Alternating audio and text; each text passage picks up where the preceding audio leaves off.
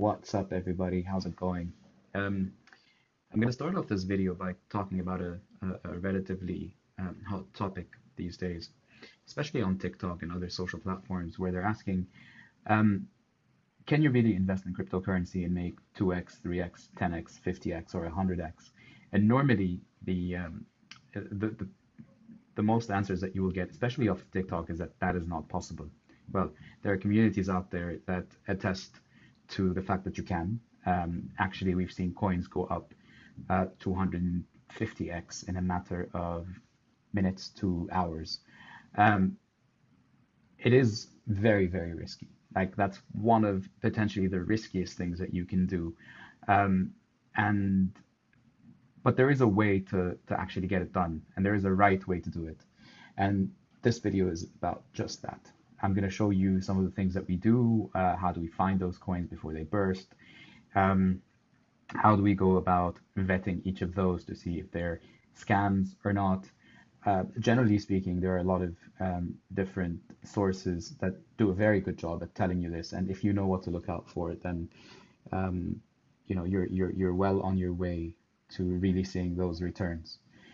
Um, let's start off with PooCoin.app. Now that is probably my preferred source for locating coins, vetting them, and really trying to understand what they're all about. There are two ways or two types of coins that I usually personally look into. And there are the long-term holds, which normally have massive communities behind them. They have real projects, websites. They're on Reddit, they're on Telegram, they've got thousands of followers. And these are people that really believe in the project that the developers of the coin are doing. Now, normally those are long-term holds, meaning um, you might see some price pumps here and there in the beginning days, but it will take a few weeks before you see those 50x and 100x returns. And then there's the other type of coins, which are more hype coins. And I personally am a momentum trader. So I generally look for, I trade off charts, off candles, off of the momentum and hype that is being built up about a particular coin. And this is one of the areas of focus that I'm going to be diving deep into today, just to try to help you guys on that journey. Now, a lot of this information I've learned myself from different sources, some of which, was information that was fed to me, and others it was through trial and error. A big shout out goes out to Yang Gang. These guys are awesome. And there are so many different people out there that are always willing to help. Let's start off with PooCoin. Now, think of PooCoin as your trading view for shitcoins, right? That's essentially what it is. And if you want to search for any PooCoin out there, it's as simple as you type out GMR, you get your hands on Gamer, it opens up a chart for you with more or less very similar functionalities to what you've seen in TradingView, right? Um, Obviously, everybody's aware of what GMR is and what they've been up to. Surprising to see that their prices are dumping quite a bit, but this is one of my long-term holds that I'm, very, very bullish about, generally speaking, because I believe in their product and they're up to something, right? So this entire trending down, I'm not worried about it. Um, let's look at how do we identify coins to begin with. Now, PooCoin charts have something under tools, which is called APE. And APE is basically a new token scanner. It will tell you, if you look at, my clock up at the top right corner, it's 1:36 p.m. where I'm based. And you will see that it will literally give you coins that are created a few minutes ago, if not a few seconds ago. Now, one of the things I love about this is most of these tokens are likely not real projects, or they're not real projects, or they're scams. So PooCoin is trying to tell you guys 90%, 95% of those are scams. And I will talk about the different scams that you could encounter when you're going through something of the sort. Now, let's, open up a few. Normally, I like to open up 3 or 4 at a time. And here are the first things that you should be looking for as red flags, generally speaking. So Safe Pluto, okay, it's a nice name. It's all right. First thing I look at is liquidity over here. So you have over $1,000 in liquidity, which is a good starting point. Now, one of the things that I find interesting, or doesn't quite make sense to me here, is that the liquidity and the market cap are identical. That I'll be watching that very closely. Now, second step would be locate where the liquidity is. So you have version 1 and version 2. This is for PancakeSwap, obviously. And I click on the holders here to try and understand where does this liquidity sit, right? That's step number 1. So I've opened that, and you have a dead address, and then you have a normal address. Now, what you're usually looking for is you want 100% or as high of a percentage as possible, definitely above 50% to be sitting in the dead address. Now, this address is not a dead address. This is the one. Anything that has a 0x and a multitude of zeros behind it is usually a dead address. It's just an address that's non-functional. But in a lot of cases, 99% of those cases, they actually get transferred from this address over to a normal wallet address, which we call a burn address. Now, if I click on it, you will see that the funds that are sitting in this address actually originated from the dead address. So this is a safe address. It's just a dead wallet, but instead of it being a bunch of zeros, it eventually moves out of that dead address into a dead wallet where the developers don't have access to it. So first thing, we know that the $1,000 that is sitting inside that coin liquidity is actually burned. Very good sign. Going back to some other tools that are available to you are Safe Pluto holders here, and then the contract. Very important stuff. In holders, you will see who actually holds the coin. Now, actually, this is going to be a crash course because this is the first red flag that I see, right? 97% of the tokens are held by an account that is locked to a contract. Now, remember when we were saying there was a dead address? If I go back to the holders and I see what is the address that is the address of the dead wallet, it's a 0x091. So when I compare it to the top holder here, it's not the same address. You always have to find the dead wallet somewhere in here. And usually you'll see the 0x and a bunch of zeros behind it, and it will attribute to 50, 60, 70% of the total tokens, right? So this is the first red flag. The fact that I don't see it is a problem, okay? But let's continue just so that I can show you the entire method. But normally, when I see this, I'll just walk away from it. I'll close that coin, open up a new one, and try something else. But for the sake of this video, I'm just going to push through and show you what else you're looking for. So we've identified that this is the wallet that holds the highest percentage of tokens. Great. When you go to read contract, sorry, no available contract. Well, that is a problem because normally you always want to see what the contract looks like. And this contract is different than the contract button that I clicked out here. Actually, this contract will tell you who the owner of this contract is. Okay, so just the fact that there is no contract is starting to make sense that this is definitely a red flag. And when we go to the last bit, which is Safe Pluto contract here, nope. Whenever you see this contract, that's no good. And I will show you what an actual contract should look like and what you're looking for. So let's move on from this coin because sorry, this has definitely taught us what not to walk into.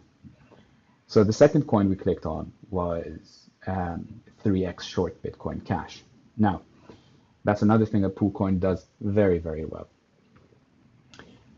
You don't want a wallet holding 100% of the tokens. And if that is the case, Poo Coin will usually flag it right up here. And it will say, hey, this liquidity of $1,500 is actually sitting in one wallet. Let's see. Is this will probably not be burned. Okay, no, it was burned. So let's have a look at the actual holders.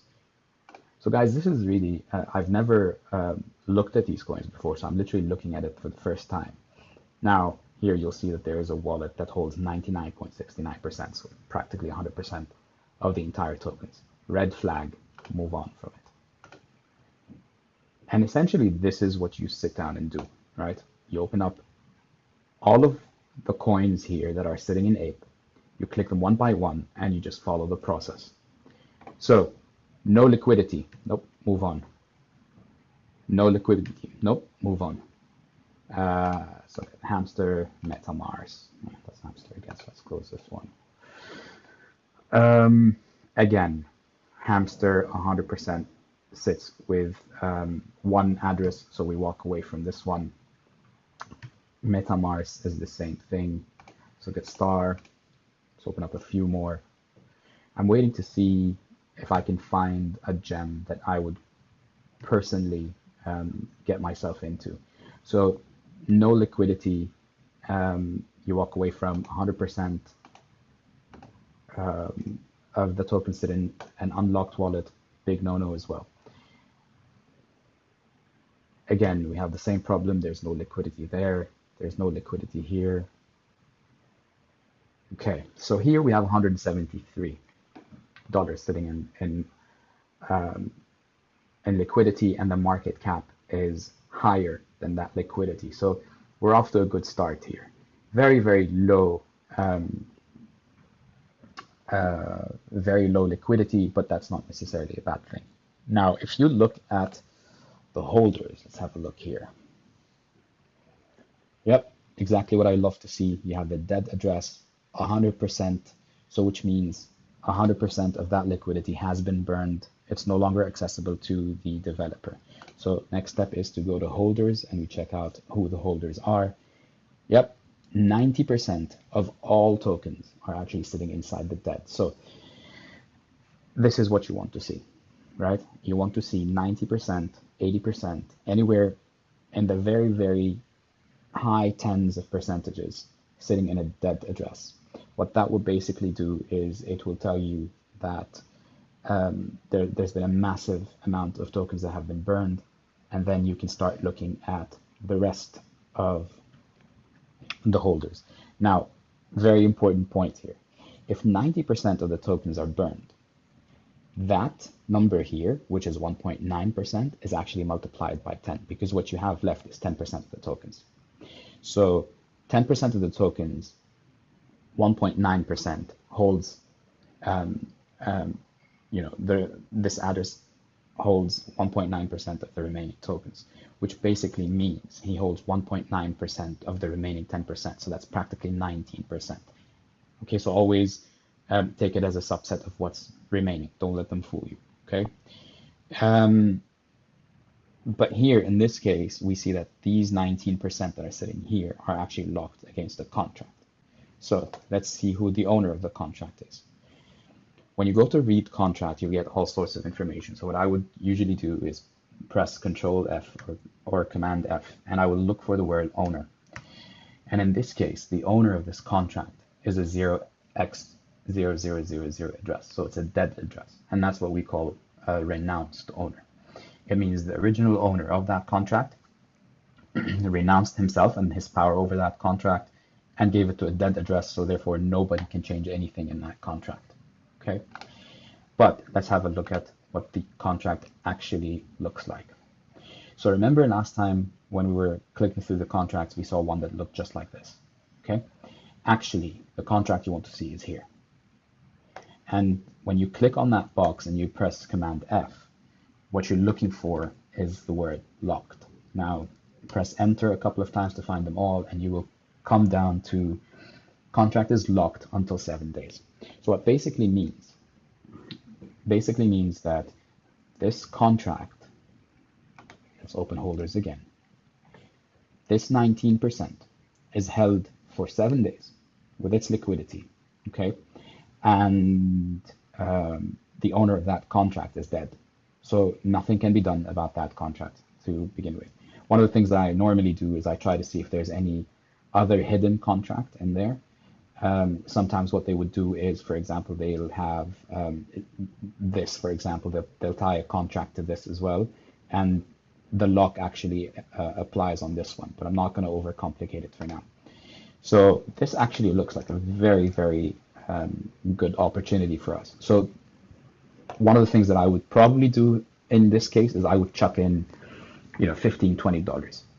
The reason why $15, $20 is because your liquidity is $200.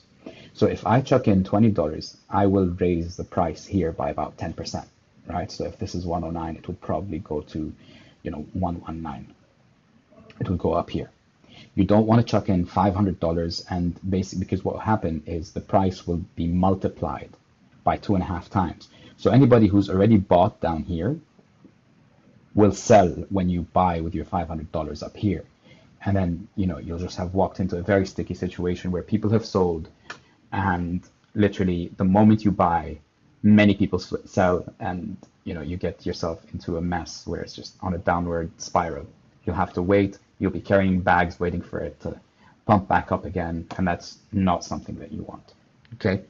Generally speaking, in these situations, what I do is I'm in it for 2x. So I would buy in here at, let's call it let's call it 12,000. And I would wait for it to go up to about 24,000, which is up here. And this can happen in a matter of minutes, right? And then what I would do is I would take out my initial investment plus a little bit more and keep what we call a moon bag. And a moon bag is basically a small amount of money that just stays inside, that I'm happy if it turns around and goes to the ground, I haven't lost any money because I've already taken out my initial capital. I've already taken out some profit. But should this go 100x, I still have some money inside. I haven't just walked away from this position. So just as we're talking now, this was at 12,000, now it's gone up to 14,000, and it's going to keep on going up as you go and see buyers coming in. While we watch this, let me talk about a couple of things that could happen that would be scandalous or be a cause for a scam. We normally look for two main types of scams. Something we call a rug pull, and the other is a honeypot.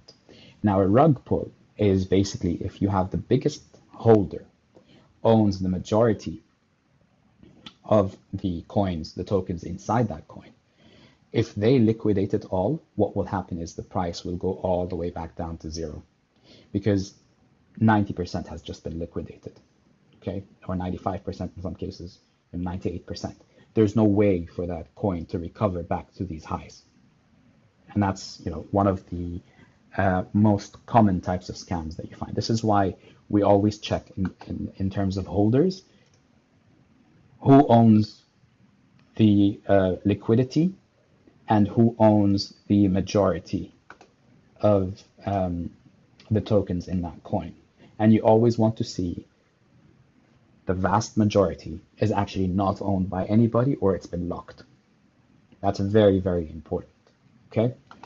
The other type of the scams that you'll find is what we call a honeypot. Now, whenever you buy a coin, you can buy it and then you can sell it at a profit or sell it at a loss. And but in some cases, the developers of the coin are very code savvy, and they will hard code or include like a part in the code that says whoever buys is not allowed to sell. So what you will see is all green, green, green, green, people buying, buying, buying, but nobody selling. Now that's a problem because the only person who can sell will be the developer himself, the owner of that code. So what you will find in the end is the price is just going to go up and up and up and up. In some cases, it will go 10, 20x, and then it will shoot down straight away. And at that point, it's a rug pull again. But the honeypot part is Everybody bought in, but nobody could get out. And that's what led to the increase in price. Um, Normally, what I found in terms of how long these take to actually achieve their 2x or their 3x is very, very dependent on what kind of social community sits behind them.